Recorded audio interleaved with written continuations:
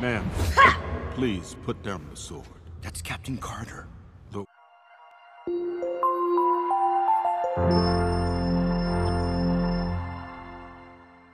Selamat datang di Unseen Film. Kali ini Marvel What If Avenger Post Credit Scene dari ending episode 1. Apa yang akan terjadi dengan Captain Carter selanjutnya? Ada banyak jumlah multiverse yang Marvel siapkan dengan adegan di akhir scene ini, karena dia akan segera crossover dengan sekelompok karakter multiverse lainnya. Marvel menggabungkan ending dari film Captain America pertama karena seluruh episode didasarkan pada versi yang berbeda dari plot film Captain America. Tapi Marvel menggabungkan ending dari Red Skull, Captain America, dan Avenger post credit scene dari film. Di film, Steve Rogers menghilang selama 70 tahun karena dia akhirnya menjadi es, dan Red Skull diteleportasi ke Vormir oleh Tesseract. Dan Captain America ditemukan oleh Shield yang dicairkan, dan Nick Fury harus menjelaskan tentang apa yang telah dia lewatkan 70 tahun terakhir. Kita telah memenangkan perang dan merekrut dia untuk bergabung dengan Avenger yang menyusun untuk pertama kali. Jadi Steve Rogers, Captain America, menjadi Avenger pertama yang dilahirkan untuk mendapatkan cerita asalnya lebih awal di timeline. Tapi dia juga menjadi Avenger pertama yang secara resmi bergabung dengan tim. Jadi judul episode 1 adalah What If Captain Carter menjadi Avenger pertama, tapi keseluruhan ide kalau akhir episode 1 sedikit lebih besar dari yang terlihat, karena ada elemen permainan multiverse yang tidak benar-benar Marvel ceritakan kepada kalian secara langsung di series. The Watcher Jeffrey Wright yang ingin secara khusus menyebutkan multiverse saat dia melakukan kiasan untuk episode tersebut, tapi Marvel mengubur keunggulan di Avenger post credit scene ini. Tapi seluruh ide akhir episode saat mereka menggabungkan Red Skull Captain America berakhir dan dia menghilang selama 70 tahun, tapi itu karena Tesseract tampaknya berteleportasi melalui ruang dan waktu ke peristiwa awal film Avenger pertama pada tahun 2012. Loki yang muncul di adegan ini dari server portal itu meletakkan tombak saat dia memegang The Scepter. Ada banyak hal lain yang berbeda dalam adegan itu, karena dalam aslinya versi Secret Timeline yang disebut Infinity Saga, cara Loki membicarakannya adegan dimainkan dengan sangat berbeda. Jadi seperti kalian memiliki Erik Selvig di sini yang bermain-main dengan Tesseract, meskipun dia bukan orang yang membuka portal, mereka hanya bereksperimen di dalamnya secara misterius membuka portalnya, karena peristiwa dimainkan sedikit berbeda di alam semesta Captain Carter. Itu sebabnya kalian tidak melihat Erik Selvig di sini.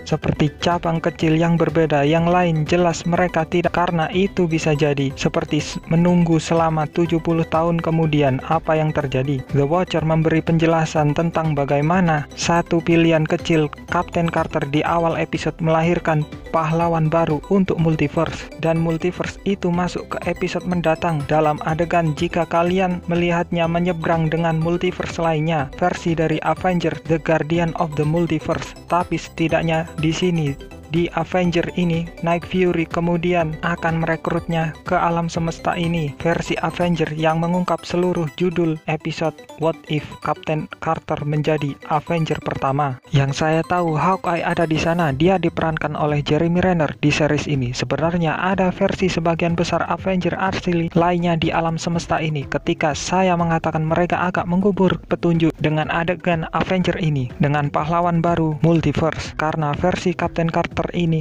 akan menjadi versi yang bergabung dengan para tim Guardian of the Multiverse dan muncul di season mendatang. Padahal tidak setiap karakter yang kita lihat selama What If season pertama akan kembali selama season kedua. Tapi ini juga mengapa di trailer sebelumnya The Watcher menceritakan tentang ruang dan waktu tidak menjadi jalur linear. Dia juga mengatakan bahwa di awal episode versi dari adegan Loki dengan Secret Timeline yang sering bercabang, timeline alternatif, realitas alternatif. Sepertinya Marvel menggunakan Nexus event Captain Carter di sini sebagai titik awal untuk rangkaian tindakan What If dalam tindakannya yang mengarah pada penciptaan semua timeline bercabang lainnya, realitas alternatif yang akan dikunjungi selama beberapa episode berikutnya. Bayangkan selama final Loki ketika melihat Secret Timeline di sini meledak dengan percabangan waktu. Salah satu cabang utama mewakili episode What If dimulai dengan Captain Carter, Peggy Carter, semua episode masa depan What If, cabang-cabang yang lebih kecil terlepas dari cabang utama, itu benar-benar judul yang lebih akurat untuk What If 1. Episode 1 akan menjadi What If Captain Carter adalah Guardian pertama dari Multiverse. Meskipun tidak secara harfiah karena Guardian of the Multiverse yang sebenarnya dalam pengertian kosmik adalah Living Tribunal. Kita akan melihat bagaimana kosmik yang mereka dapatkan dengan Marvel. Semua orang menanyakan apakah Marvel akan membuat X-Men atau Fantastic Four baru, ataukah akan ada film baru Deadpool. Showrunner mengatakan kalau Marvel tidak diizinkan untuk menampilkan karakter yang belum diperkenalkan Marvel di film, termasuk karakter baru X-Men. Deadpool belum muncul di MCU. Meskipun Deadpool baru saja melakukan crossover besar yang secara teknis dia di dalam MCU, Ryan Reynolds mengatakan kalau Disney harus menyetujui seperti itu.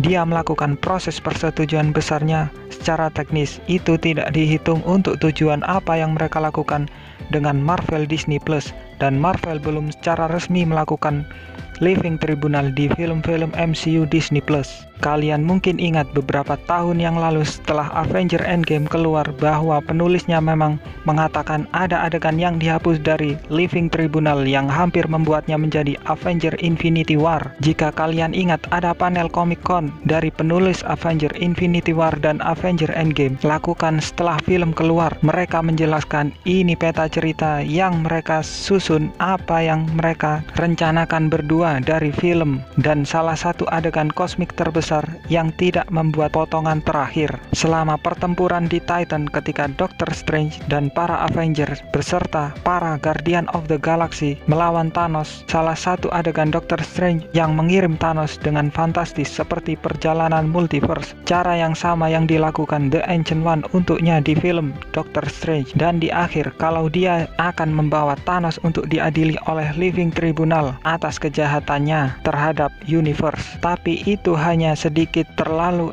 ekstra untuk film, karena itu sudah film besar yang diperlukan terlalu banyak dialog ekstra untuk dijelaskan kepada orang-orang yang bukan pembaca komik dan tidak tahu seperti apa Living Tribunal itu. Oke, di dalamnya hanya akan memotong ini, akan menyimpang ini untuk beberapa film masa depan untuk diurus. Hal yang lucu tentang itu adalah bahwa film masa depan akhirnya menjadi series Loki.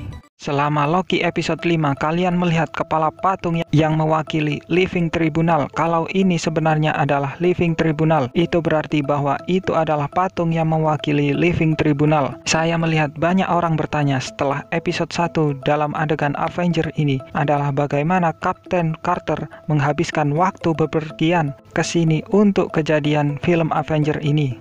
Seperti bagaimana dia melakukan perjalanan waktu jika space yang seharusnya memindahkan kalian melalui ruang angkasa bukan waktu. Saya pikir ada 3 cara bisa menjelaskan yang satu ini. Para showrunner bisa memainkannya dengan cepat dan lepas dengan kekuatan Space Stone. Mereka dapat membuka portal melalui ruang dan waktu, bukan hanya ruang. Mereka bisa menggunakan ide pelebaran waktu seperti Tesseract. Portal bekerja seperti melalui proses perjalanan di momen portal khusus ini untuknya. Tapi dalam ruang waktu normal, waktu berlalu jauh lebih cepat dan dia baru saja kehilangan 70 tahun dalam perjalanan. Tapi bagaimana itu hanya terasa seperti beberapa detik saja. Ini kecil kemungkinan, tapi mereka bisa diam-diam mengatakan kalau portal Tesseract dibuka dalam wormhole ke alam semesta lain, dan di alam semesta alternatif yang dia tempuh untuknya hanya bergerak dengan kecepatan yang berbeda di bagian timeline yang berbeda. Tapi setidaknya sekarang tanpa showrunner menjelaskan lebih lanjut, asumsi saya adalah bahwa itu adalah kombinasi dari info 1 dari 3. Tapi showrunner hanya bermain sedikit cepat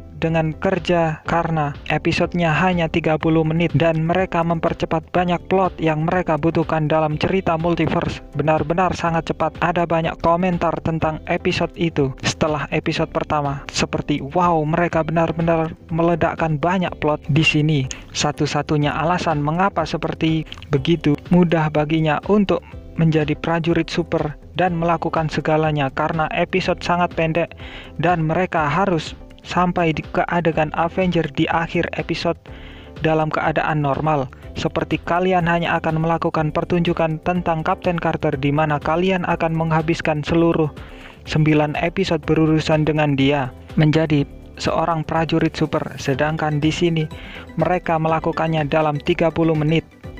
Setidaknya untuk beberapa episode pertama, cara Marvel memperkenalkan karakter utama yang berbeda. Ini yang kalian lihat di trailer semuanya berasal dari alternative universe dengan cara kerja penjelajah gaya multiverse Loki. Semuanya mengalir dari Nexus event Kapten Carter, seperti dia mengambil jalan yang berbeda dan itu mengarah ke semua realitas cabang lain yang datang dari timeline lain. Kalian melihat karakter lain muncul. Saya percaya tidak sampai sekitar episode 3 mereka akan benar-benar masuk ke pertanyaan yang lebih besar dan hal-hal crossover yang sebenarnya tentang bagaimana mereka menempelkan episode WandaVision. WandaVision adalah series yang juga memiliki 9 episode seperti What If, benar-benar tidak sampai episode 3 dan 4 mereka benar-benar mulai menjelaskan hal ini, mengungkap apa yang sebenarnya terjadi di dalam Hex. Beberapa episode pertama hanya lebih dari situasi zona senja di mana kalian bingung apa yang sedang terjadi. Kami tidak tahu apakah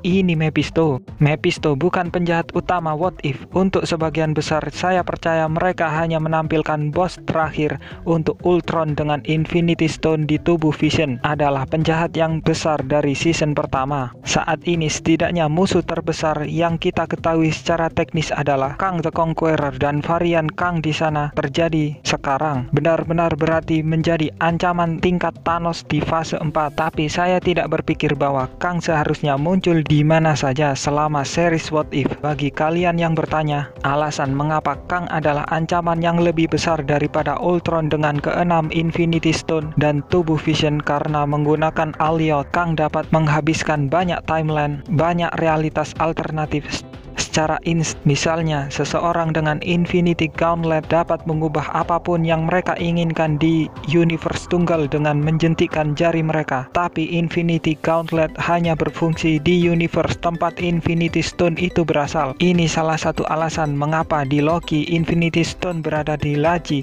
karena kebanyakan dari mereka berasal dari sekelompok alternatif timeline yang berbeda. Jadi versi Ultron ini tentang What If tidak dapat menghapus banyak alternatif timeline di sini. Di ujung lain dari Secret Timeline, dia hanya dapat mempengaruhi timelinenya sendiri. Versi Kang dapat mengambil Alioth dan memakan seluruh cabang multiverse yang lebih besar, cabang utama ini, dan dengan itu banyak realitas alternatif yang lebih kecil sekaligus. Jadi, dia jauh lebih besar ancaman. Dia yang mengontrol Alioth, mengontrol universe. Itu saja yang bisa saya jelaskan. Jika kalian punya pertanyaan, silakan untuk buat komentar di bawah. Dan jika ini pertama kalinya kalian di sini, jangan lupa untuk subscribe Unseen Film.